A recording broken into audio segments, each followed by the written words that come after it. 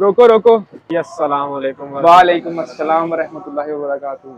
मौलाना साहब मोटरसाइकिल के कागजात है ने ਤੁਹਾਡੇ ਕੋਲ? नहीं ਲਾਇਸੈਂਸ ਬਣਿਆ? नहीं बिल्कुल भी नहीं, ऐसी कोई चीज नहीं है मेरे को। ਤੇ ਮੌਲਾਨਾ ਸਾਹਿਬ ਤੁਸੀਂ ਮੋਟਰਸਾਈਕਲ ਲੈ ਕੇ ਆ ਗਏ ਹੋ ਤੇ ਤੁਹਾਡੇ ਕੋਲ ਨਾ ਲਾਇਸੈਂਸ ਹੈ ਤੇ ਨਾ ਇਹਦੇ ਕਾਗਜ਼ਾਤ ਹੈ, ਤੁਹਾਡੀ ਮੋਟਰਸਾਈਕਲ ਬੰਦ ਹੋਏਗੀ। ਬੰਦ ਕਿਉਂ ਹੋਏਗੀ? ਤੁਹਾਡੇ ਕੋਲ ਨਾ ਲਾਇਸੈਂਸ ਹੈ ਨਾ ਇਹਦੇ ਕਾਗਜ਼ਾਤ ਹਨ। ਕੁਛ ਲੈ ਦੇ ਕੇ ਮਾਮਲਾਤ ਤੁਸੀਂ ਸਾਨੂੰ ਸਮਝਾਣਾ ਹੈ ਕਿ ਰਿਸ਼ਵਤ ਨਹੀਂ ਲੈਣੀ ਚਾਹੀਦੀ, ਤੁਸੀਂ ਆਪ ਮੈਨੂੰ ਰਿਸ਼ਵਤ ਆਫਰ ਕਰ ਰਹੇ ਹੋ।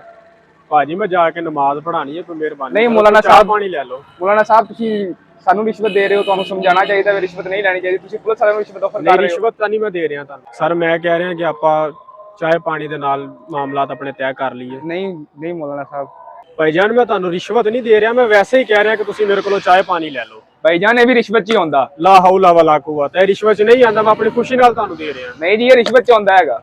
ਉਧਰੋਂ ਤੁਸੀਂ ਤੁਹਾਡੀ ਮੋਟਰਸਾਈਕਲ ਬੰਦ ਕਰਾਂਗੇ ਅਸੀਂ। ਚਲੋ ਮੇਰੀ ਗੱਲ ਸੁਣੋ, ਆਪਾਂ ਇੱਕ ਸੌਦਾ ਕਰਦੇ ਆਂ। ਹੈ ਕੀ ਸੌਦਾ?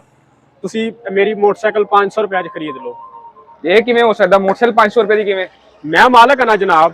ਹਾਂਜੀ ਮੈਂ ਤੁਹਾਨੂੰ 500 ਰੁਪਏ 'ਚ ਸੇਲ ਕਰ ਰਿਹਾ। ਦਿਓ ਉਤਰੋ, ਲਓ 500। ਹਲੋ ਮੌਲਾਨਾ ਸਾਹਿਬ ਤੁਹਾਡਾ 500।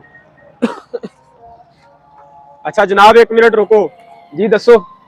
ਹੁਣ ਤੁਸੀਂ ਇਸ ਮੋਟਰਸਾਈਕਲ ਦੇ ਮਾਲਕ ਹੋ ਨਾ? ਹਾਂਜੀ। ਮੈਂ ਤੁਹਾਡੇ ਨਾਲ ਇੱਕ ਹੋਰ ਸੌਦਾ ਕਰਦਾ। ਦੱਸੋ। ਤੁਸੀਂ ਇਹ ਮੋਟਰਸਾਈਕਲ ਮੈਨੂੰ 1000 ਰੁਪਏ ਦੇ ਵਿੱਚ ਦੇ ਦਿਓ, ਮੈਂ ਤੁਹਾਡੇ ਕੋਲ 1000 ਰੁਪਏ ਦੇ ਵਿੱਚ ਖਰੀਦਣਾ ਚਾਹੁੰਦਾ। ਲਿਆਓ ਆ ਲਓ।